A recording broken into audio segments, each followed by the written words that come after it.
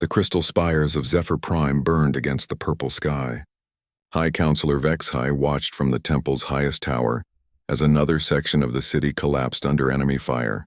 The screams of his people echoed through the thin air, mixing with the roar of alien warships overhead. The Korthak Empire had come like a plague across their peaceful worlds.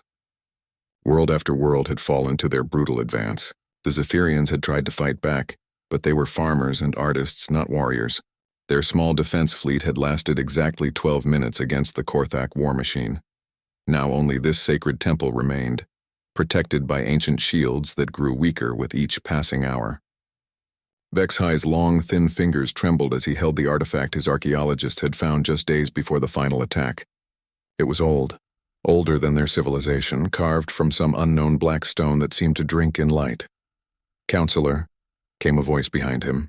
Vexhai turned to see Scholar Kethryn, her normally perfect silver fur now matted with dust and fear. "The shields are at 30%.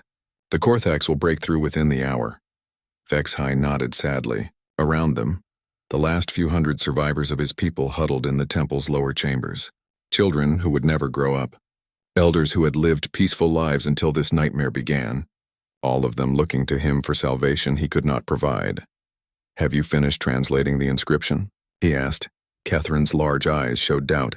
"Yes, but Counselor, this is forbidden knowledge. The texts speak of summoning warriors from beyond the dimensional barriers." "The risks? The risks?" Vexhai laughed bitterly. "Look around you, Scholar. What risks could be worse than extinction?" He studied the artifact again.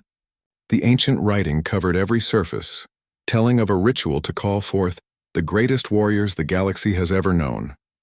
The instructions were clear but ominous.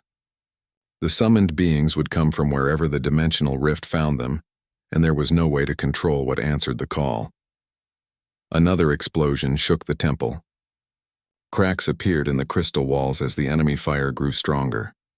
Through the stained glass windows, Vexhai could see Korthak dropships landing in the plaza below. Soon their soldiers would storm the temple itself. "Gather the remaining council members," he ordered. "We attempt the ritual now." The summoning chamber lay deep beneath the temple, carved from living rock by their ancestors. Ancient symbols covered the walls, glowing with their own inner light. In the center stood a circular platform surrounded by focusing crystals, each one humming with stored energy. The 5 remaining council members formed a circle around the platform. Each held a piece of the artifact, trying not to think about what they were about to unleash. The old texts warned that some dimensions held creatures of pure malevolence, beings that would destroy everything they touched. But what choice did they have? Vexhai began the chant in the old language. The words felt heavy on his tongue, syllables that seemed to bend reality around them. The crystals began to glow brighter, their harmonics rising to a painful pitch. The air above the platform shimmered. Space itself seemed to twist and fold as dimensional barriers grew thin. Vexhai could feel something vast on the other side, pressing against the fabric of reality. "Counselor," Kethryn shouted over the growing energy storm. "The readings are unlike anything in our databases. This dimension, the gravity readings are impossible. Nothing could survive in such conditions." Vexhai ignored her warnings. The temple shook again as Korthak weapons pounded the outer shields. He poured more power into the ritual, pushing the dimensional rift wider. Through the growing portal he glimpsed another world. A small blue planet orbiting a yellow star. The sensor readings made no sense. Crushing gravity that should flatten any living thing. An atmosphere rich with corrosive oxygen. Radiation levels that would kill most species in minutes. A death world. They were opening a portal to a death world, but it was too late to stop. The ritual had its own momentum now. The rift tore open with a sound like reality screaming. On the other side, someone was walking. Sergeant Maria Santos had been having a perfectly normal evening. She walked her dog Max through the park near the naval base, enjoying the cool air and thinking about her upcoming shore leave. The UES Defiance was docked for repairs after their last patrol, and she was looking forward to visiting her family. Max suddenly stopped and growled at empty air. Maria looked around but saw nothing unusual. Just the normal Earth evening with its single moon rising over the horizon. Then the world folded. Reality twisted around her like a kaleidoscope. Colors that had no names flashed before her eyes. For a moment she felt like she was falling through dimensions, tumbling between worlds that existed in the spaces between thoughts. Then she was standing on solid ground again. But everything was wrong. The air was too thin. The gravity felt light like she was on Luna. The sky overhead was purple, dotted with 3 small moons. And surrounding her were the strangest creatures she had ever seen. They looked like a cross between a deer and a person, with long thin limbs and large eyes. Their fur ranged from silver to pale blue, and they wore robes that seemed to be made of crystallized light. They stared at her in obvious terror. One of them, taller than the others and wearing more elaborate robes, stepped forward. It held some kind of translation device that sparked and hummed as it analyzed her speech patterns. "Please," it said in heavily accented but understandable English. "You must help us. We summoned you to save our people." Maria looked around the chamber. Ancient symbols covered the walls and she could feel power humming through the air. Through doorways she could hear the sounds of battle. Explosions, screams, the unmistakable whine of energy weapons. "What's the situation?" she asked, her military training taking over. The tall alien's eyes widened at her calm response. "The Korthak Empire is destroying our worlds. They kill civilians, enslave children, burn entire cities. We are the last. We summoned warriors to help us fight, but—" He gestured helplessly at her. Maria raised an eyebrow. "But you are from a death world. Your planet's gravity would crush us. Your atmosphere would poison us. How can someone so small help against the Korthak war machine?" Another explosion shook the temple. Dust rained from the ceiling as enemy fire grew closer. Maria could hear boots in the corridors above. Heavy armored boots that meant soldiers were already inside the building. "Show me," she said. The alien led her to a viewing crystal that displayed the battle outside. Maria watched enemy soldiers advancing through burning streets. She saw their weapons, their armor, their tactics. She analyzed their formation and movement patterns with the eye of someone who had spent years studying warfare. But what made her jaw clench were the bodies. Civilians cut down as they fled. Children who had died trying to protect their parents. Entire families executed for the crime of being different. "How long has this been going on?" she asked quietly. 3 years, 47 worlds, over 2 billion dead. Maria was quiet for a long moment, then she reached for her emergency beacon, a device that could punch through dimensional barriers if necessary. The beacon's display showed connection established. She spoke into the device with calm professional precision. "This is Sergeant Santos, service number 7759 Delta Charlie. Emergency contact with alien civilization under attack by hostile empire. Civilian casualties in the billions. Requesting immediate fleet response under Protection Protocol 7. The response came back within seconds. "Copy that, Santos. Fleet mobilizing. Dimensional coordinates locked." "Earth sends its regards," the alien counselor stared at her. "Fleet? You summoned a fleet?" Maria smiled, and there was something in that expression that made even these desperate creatures step back. "Mister, you didn't summon a warrior. You summoned a human, and nobody messes with our friends." The dimensional rift began to widen. What had started as a small tear in space now crackled with energy as massive shapes moved on the other side. The Zephyrian crystals hummed with power they were never designed to channel. High Counselor Vexhai watched in amazement as the small human stood calmly in the center of the chaos. While his people cowered from the growing energy storm, this creature from the death world seemed completely at ease. "Your beacon," Scholar Catherine said, staring at the device in Maria's hand. "It's transmitting across dimensional barriers. The power requirements alone should be impossible." Maria shrugged. "Standard military equipment. We've had dimensional communication for about 50 years now. Comes in handy when you're exploring new systems." The Zephyrians exchanged glances. Dimensional communication was theoretical science to them, something their best minds said might be possible in another 1,000 years. This human spoke of it like it was a simple tool.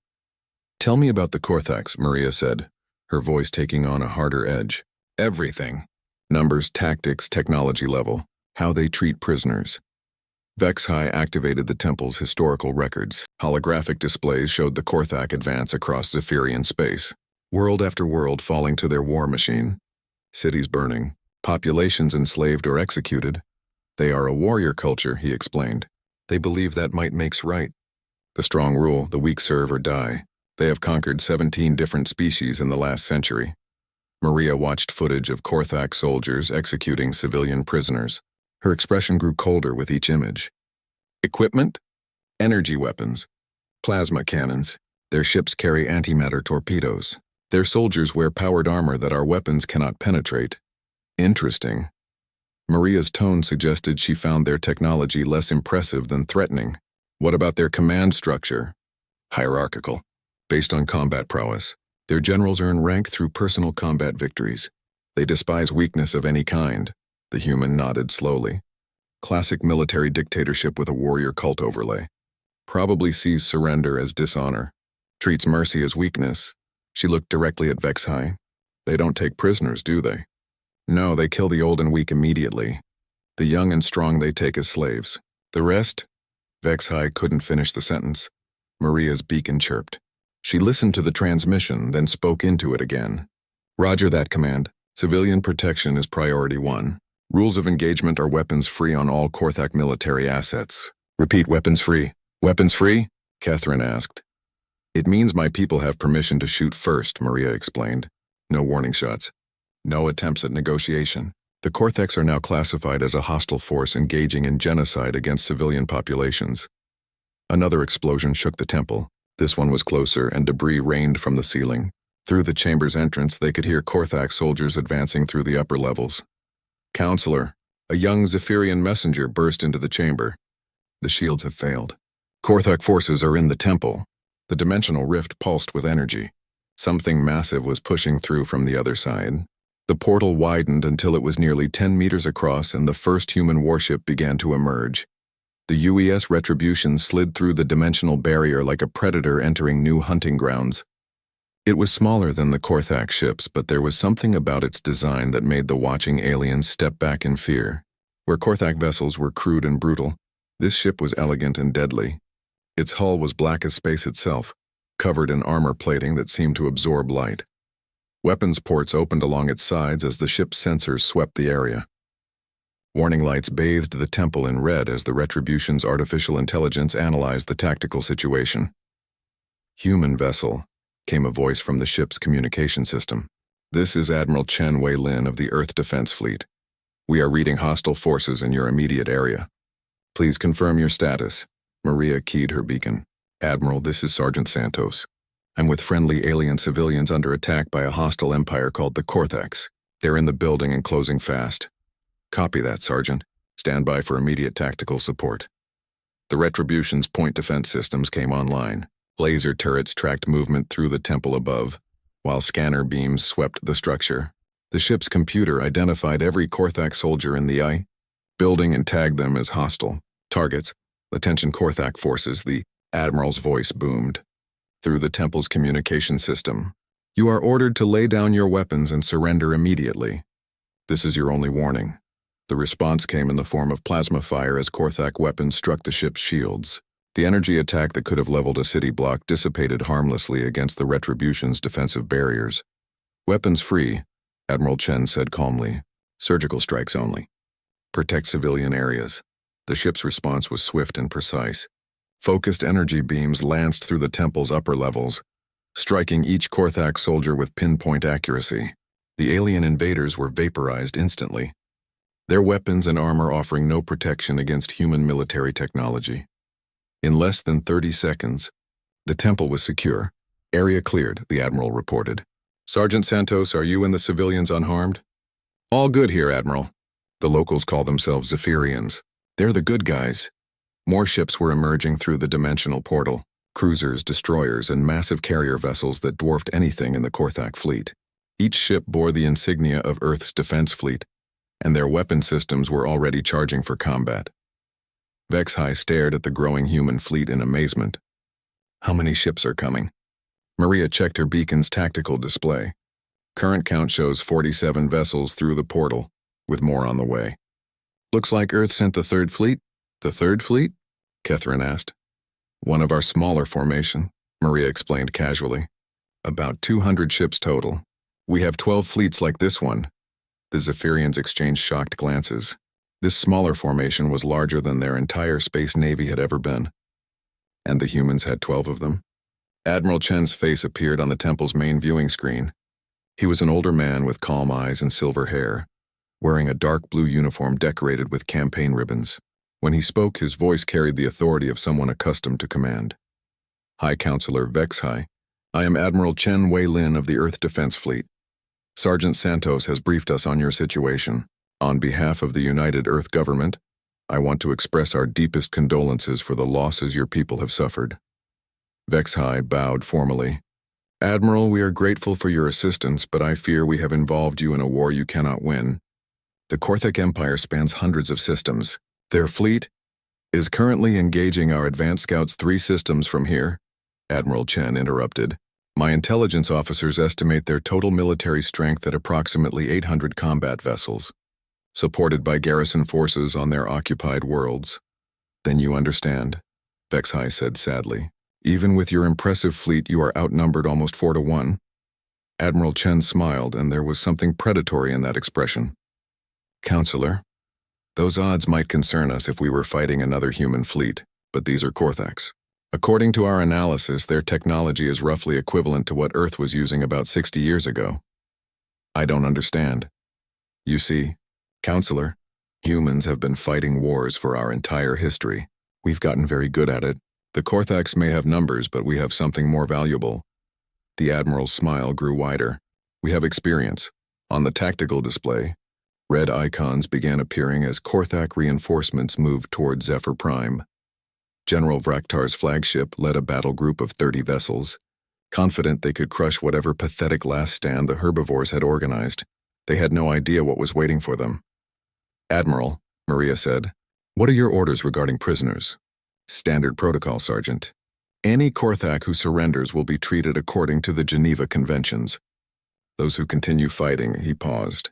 Well, that's their choice. The human fleet began moving into formation. Ships that had seemed graceful at rest now revealed their true nature as instruments of war. Weapon systems that could crack planets came online. Shields designed to withstand the fury of stars powered up. The Korthaks were about to learn why Earth was called a death world, and why its children were the most dangerous predators the galaxy had ever known. General Vraktar stood on the bridge of his flagship, the Bloodclaw, and studied the tactical display with satisfaction.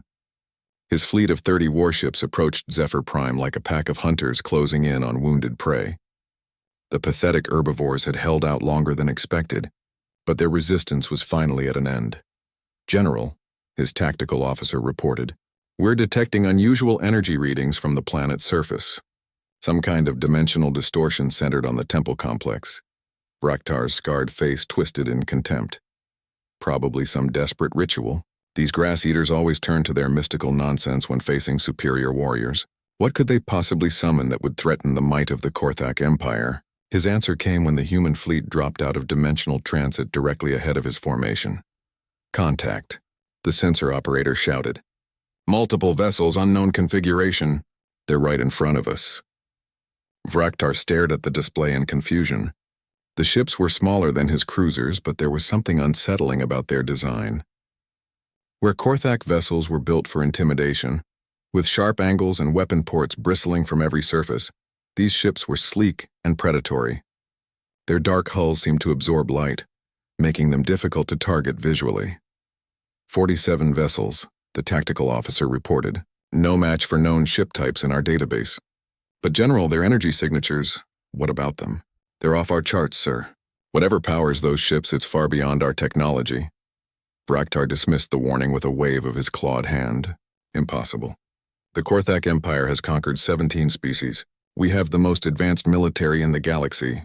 These must be some kind of sensor ghosts. A communication channel opened. Admiral Chen's face appeared on the main screen, calm and professional. Behind him, the bridge of the Retribution hummed with quiet efficiency. Korthak vessels. This is Admiral Chen Wei-Lin of the Earth Defense Fleet. You are ordered to stand down immediately and prepare to be boarded. You are charged with genocide against civilian populations and crimes against sentient life. Vraktar laughed, a harsh sound that echoed across his bridge. Earth never heard of it. I am General Vraktar of the Korthak Empire, conqueror of worlds and slayer of weaklings. Whatever backward species you represent, you will surrender or be destroyed. Admiral Chen's expression didn't change. I see. In that case, all Korthak vessels are now designated as hostile targets. You have 30 seconds to reconsider. 30 seconds? Vraktar roared. "I'll give you 30 seconds to run back to whatever hole you crawled out of." He turned to his weapons officer. "All ships, open fire! Show these fools the power of the Empire!" The Korthak fleet unleashed everything they had. Plasma cannons that could melt through asteroid belts fired in unison. Antimatter torpedoes that could crack a moon's surface streaked toward the human ships. Energy beams capable of boiling oceans lanced through space. The barrage struck the human fleet's shields and dissipated harmlessly. On the Retribution's bridge, Admiral Chen watched the sensor readings with professional interest. Fascinating. Their weapon technology is even more primitive than we thought. Commander Williams, please return fire. Yes, sir. Targeting solutions locked. The human response was swift and devastating. The Retribution's main guns fired once. Kinetic bombardment rounds accelerated to a significant fraction of light speed struck 3 Korthak destroyers. The alien ship simply ceased to exist, converted instantly to expanding clouds of superheated plasma. On the Bloodclaw's bridge, silence fell like a hammer blow. "Report," Vraktar demanded. "The Dagger, Bone Crusher, and Star Render are gone, sir. Completely destroyed. Single salvo from one enemy vessel." "Impossible." Another human ship opened fire. The cruiser Iron Fist tried to dodge, but the human targeting systems tracked its movement with casual precision. Energy beams designed to cut through the armor of other human warships sliced the Korthak vessel in half. "All ships," Vraktar screamed into his communicator. "Evasive maneuvers! Concentrate fire on their lead vessel." The Korthak fleet scattered, trying to avoid the methodical destruction the humans were inflicting. But it was like watching prey animals try to escape a pack of wolves. The human ships moved with coordination that spoke of years of training and combat experience. Captain Rodriguez of the destroyer Vengeance studied her tactical display with the eye of a professional. "Classic panic formation," she observed to her bridge crew. "No unit cohesion. No coordinated fire patterns. These aren't soldiers, they're raiders who've gotten used to fighting civilians." "Orders, Captain?" her weapons officer asked. "Let's show them how a real Navy fights. Target their command ship. Full spread proximity detonation." The Vengeance's missile launchers opened fire. 24 ship-killer missiles streaked toward the Bloodclaw, their warheads designed to crack the armor of human dreadnoughts. The Korthak flagship's point defense systems tried to intercept them, but the missiles were programmed with evasion patterns developed through centuries of human warfare. 3 missiles got through. They detonated just outside the Bloodclaw's shields, and the explosion sent the massive ship tumbling through space like a child's toy. On the bridge, Vraktar picked himself up from the deck as emergency lighting bathed everything in red. Half his crew was unconscious, and the ship's main systems were failing. "Damage report. Shields down to 15%. Weapons offline. Life support failing on decks 7 through 12. Through the main view screen, Vraktar watched his fleet die. Human ships moved between the Korthak vessels like sharks among minnows, their weapons reaching out with surgical precision. Each shot was calculated, each target chosen for maximum tactical effect. The Korthaks had brought 30 ships to this battle. Within 10 minutes, only 5 remained functional. Admiral Chen's voice came over the communication channel again, still calm and professional. "General Vraktar, this is your final opportunity to surrender. Lay down your weapons and prepare to be boarded." Vraktar stared at the tactical display in horror. Everything he had believed about Korthak's superiority was crumbling around him. These humans fought with a precision and efficiency that terrified him. They didn't just defeat his ships. They dissected them, analyzing their weaknesses and exploiting them with ruthless competence. "What are you?" he whispered. "We're humans," Admiral Chen replied. "We come from a world where everything is trying to kill us. We've been fighting wars since we learned to make tools, and now you've made the mistake of threatening innocent people under our protection." More human ships were emerging from the dimensional portal. Carriers launched fighter squadrons that moved like schools of metallic fish. Heavy cruisers took position around Zephyr Prime, their massive guns trained on any remaining Korthak forces. "You see, General," Admiral Chen continued, "the thing about humans is that we don't just fight to win. We fight to make sure our enemies never threaten anyone again. We've studied your empire's history. 17 conquered species, billions of dead civilians, entire cultures wiped out for your entertainment." On Zephyr Prime's surface, Sergeant Santos watched the battle through the temple's viewing crystals. The Zephyrians stood in awed silence as they witnessed the destruction of the fleet that had terrorized their worlds for 3 years. "Is it over?" High Counselor Vexhai asked quietly. This battle? Yeah, it's over, Maria replied. But the war?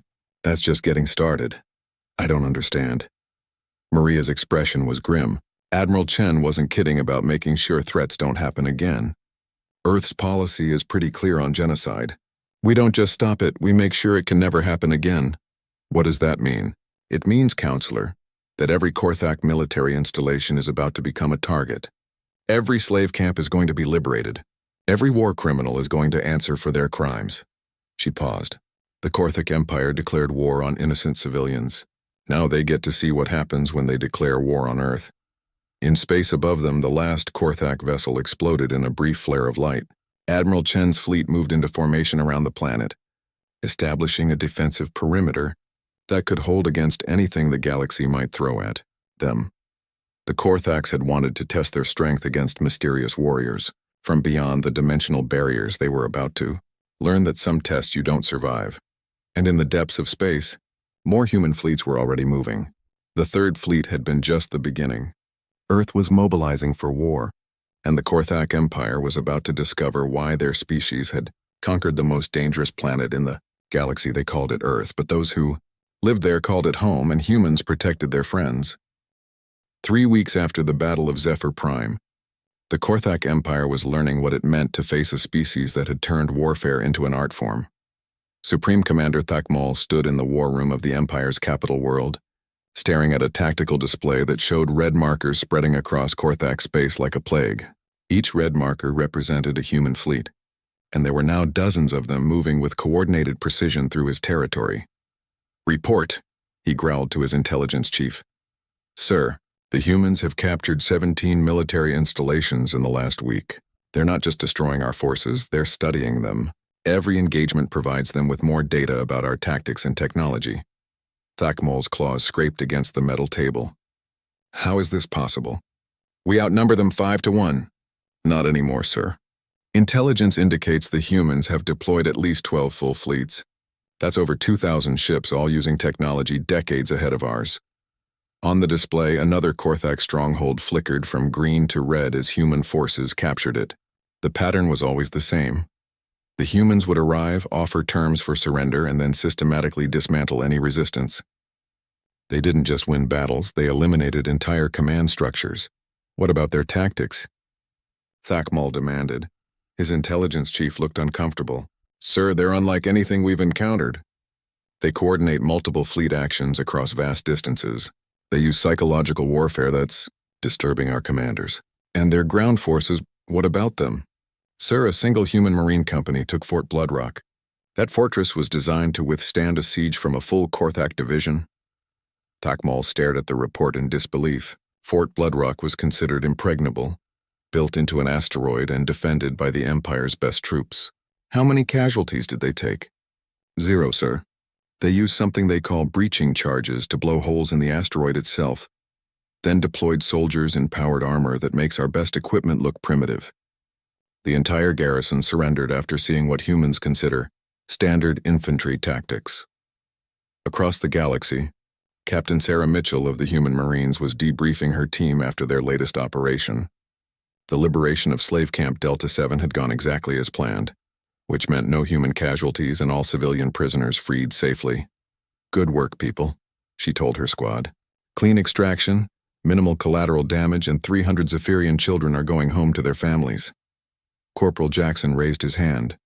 "Captain, the Korthak guards kept asking about our torture protocols when they surrendered. They seemed surprised when we just processed them for war crimes trials." Mitchell nodded grimly. "The Korthaks assume everyone fights like they do.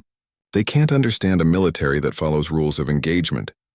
She paused, "Which is exactly why we're going to win this war."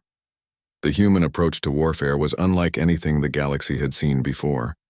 Where other species might have simply defeated the Korthak military, humans had studied the Empire's entire structure and set about systematically dismantling it. Admiral Chen reviewed the strategic situation from his flagship. The humans had divided their forces into specialized task groups, each with a specific mission. Combat fleets engaged Korthak military forces. Liberation fleets freed slave worlds. Intelligence ships gathered data on every aspect of the Empire's operations. Admiral, his communications officer, reported, We're receiving surrender offers from 3 more Korthak colonies. They're asking for protection from their own military. Granted, Chen ordered. Standard protocol. Any Korthak civilians who renounce the Empire's policies get full protection. Military personnel get processed for war crimes. Sir, that brings our total to 47 worlds that have surrendered voluntarily. Chen smiled. This was the part of human strategy that other species found most confusing. Rather than simply conquering territory, humans offered alternatives. Korthak worlds that surrendered were given aid, protection, and the chance to rebuild without the Empire's brutal hierarchy. The psychological effect on the remaining Korthak forces was devastating.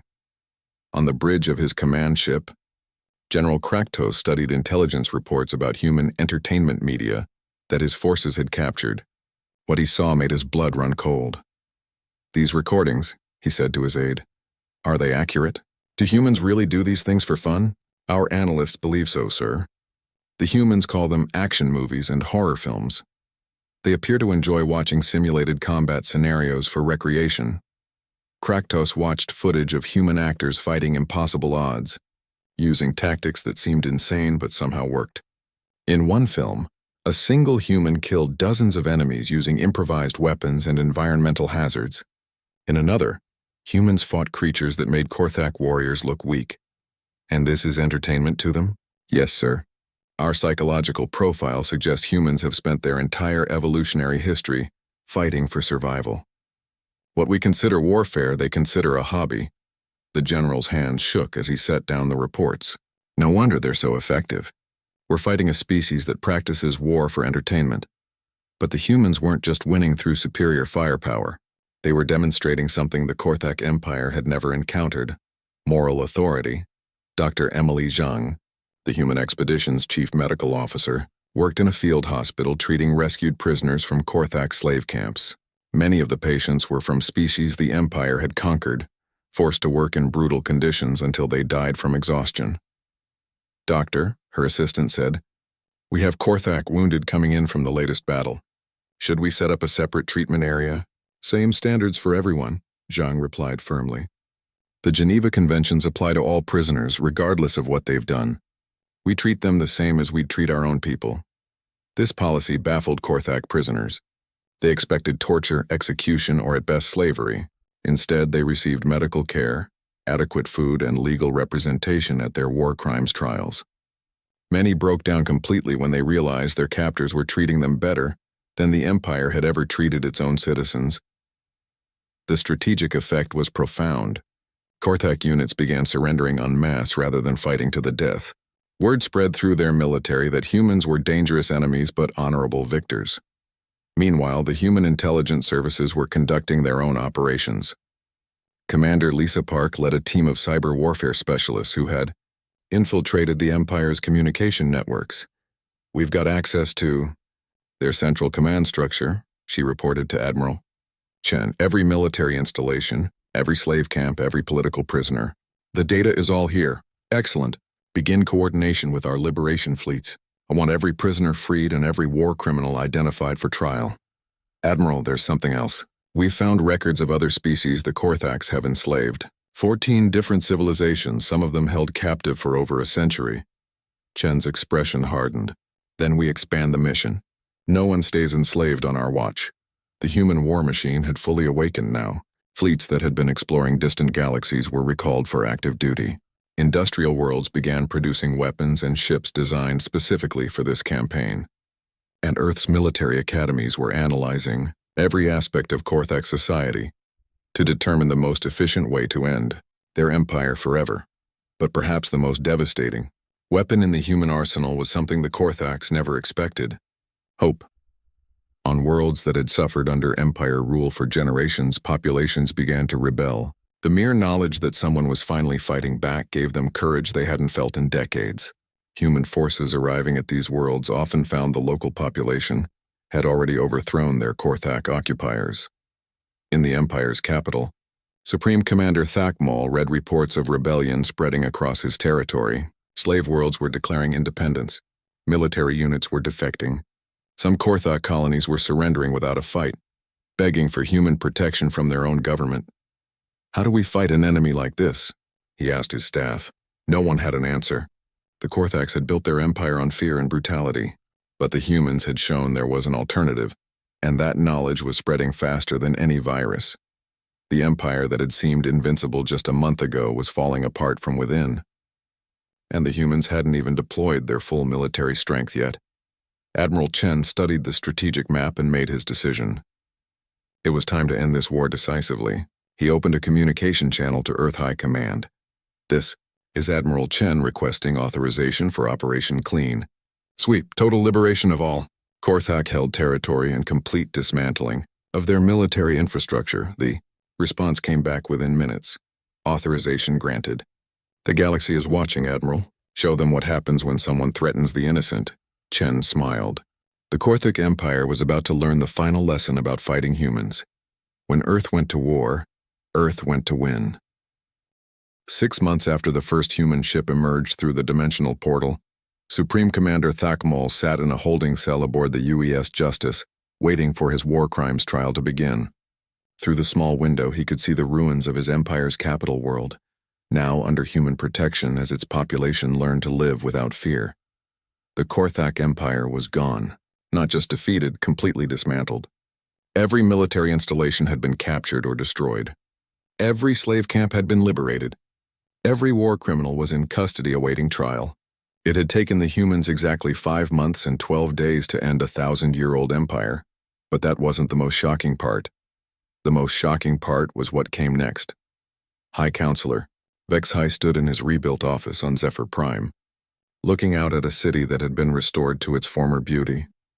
Human engineers had worked alongside Zephyrian architects to rebuild not just the structures, but the culture that the Korthax had tried to destroy. The human ambassador is here to see you, his aide announced. Ambassador Sarah Liu entered the office with the same calm confidence that all humans seemed to possess. She had been appointed Earth's representative to the Zephyrian Confederation 3 months ago, and her presence had transformed the relationship between their species. Counselor, she said with a respectful bow, I bring greetings from Earth and an update on the trials. How go the proceedings? Vexhai asked, fairly. Every Korthak military leader who participated in genocide will face justice, but we're also working to rehabilitate their civilians.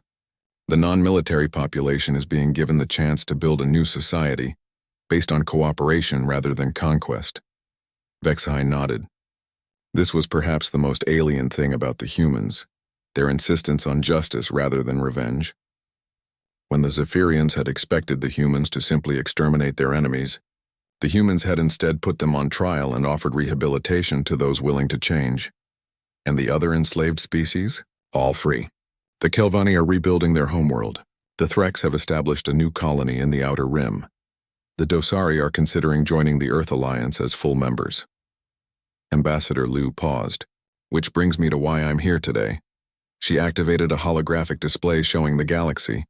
Green markers indicated Earth Alliance territory. Blue showed independent friendly worlds and yellow marked neutral zones. There was no red anymore. No hostile empires. No slave worlds. No genocide. The Galactic Council has formally requested that Earth join their assembly, Liu explained. They're offering us a permanent seat and veto power over military interventions. Vexhai was surprised. That's unprecedented. The Council has never given such authority to a new member. They're scared, Liu said bluntly. We dismantled a 1,000-year empire in 6 months without breaking a sweat. They want us inside their system where they can predict our actions. And Earth's response? Liu smiled. We accept with conditions. The conditions, when Earth's representative presented them to the Galactic Council, caused quite a stir. Ambassador Colonel Marcus Jackson stood before the assembled representatives of 200 species. His dress uniform immaculate and his bearing radiating the confidence of someone who had never lost a war. Earth accepts membership in the Galactic Council, he announced. But we require certain guarantees. The council chamber fell silent. These aliens had invited Earth to join them, but somehow the humans were setting the terms. First, Jackson continued, we establish universal standards for the treatment of civilians during warfare. Any species that targets non-combatants will face immediate intervention by Earth Defense Forces. Counselor Vethikar of the Hegemony shifted nervously. His species had a long history of pacifying rebellious populations. Surely internal security matters are not subject to outside interference. Jackson's gaze fixed on him with predatory focus. Counselor, I have reports of your forces executing civilian protesters on 3 worlds last year. Would you like those practices to continue? That is... Bethakar fell silent under the human's stare. Second, Jackson continued, Earth will share our defensive technologies with any peaceful species that requests them. No one should have to live in fear of conquest. This caused an uproar. Earth's technology was decades ahead of anything else in the galaxy. Offering to share it freely would revolutionize galactic civilization. Third, any species discovered to be holding sentient beings in slavery will have exactly 1 chance to free their captives voluntarily. If they refuse, Earth will free them by force. You cannot dictate policy to sovereign governments, protested Counselor Zirak of the Stellar Federation. Jackson smiled, and there was something terrifying in that expression. Counselor, we just dismantled the most powerful empire in the galaxy because they threatened our friends.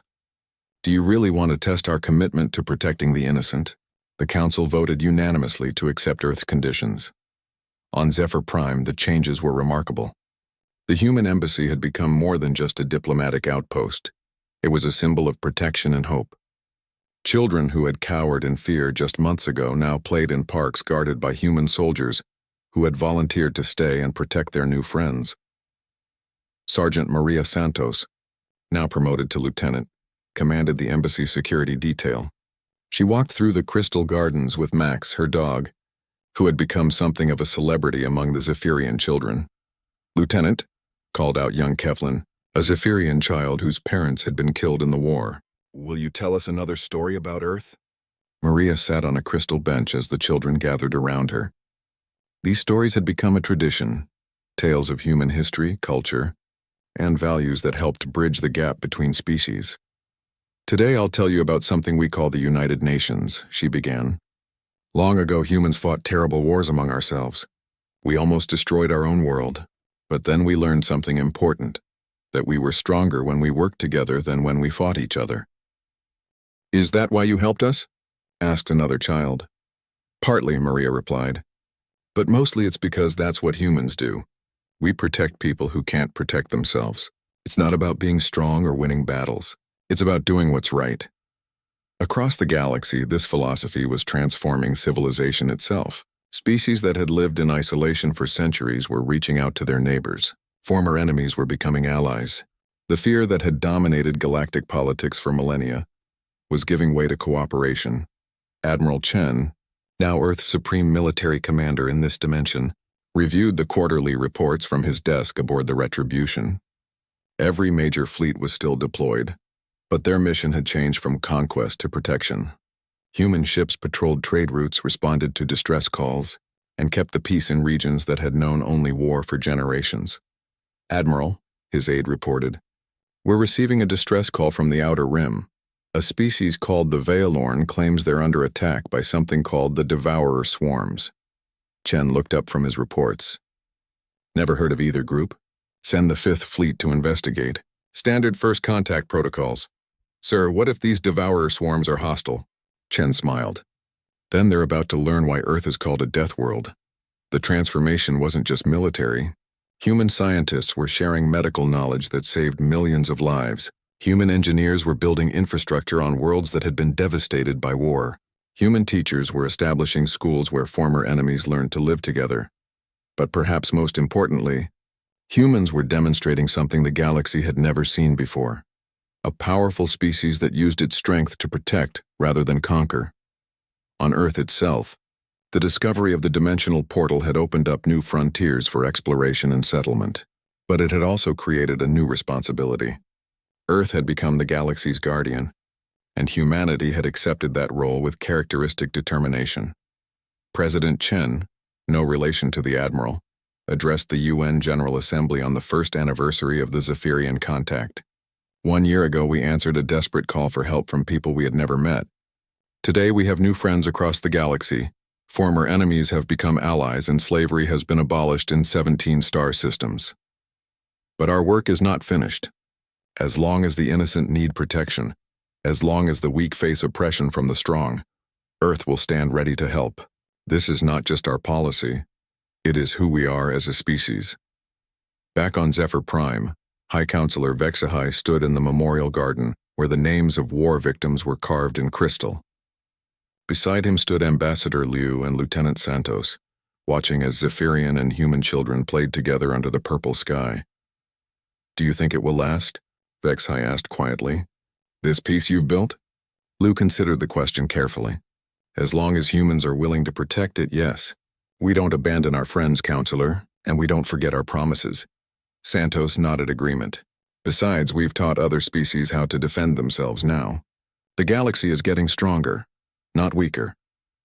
As if to prove her point, a patrol of mixed human and Zephyrian ships passed overhead, their crews working together to keep their world safe. It was a sight that would have been impossible just a year ago. The galaxy had learned a valuable lesson. Sometimes the monsters you summon are exactly the monsters you need. And sometimes those monsters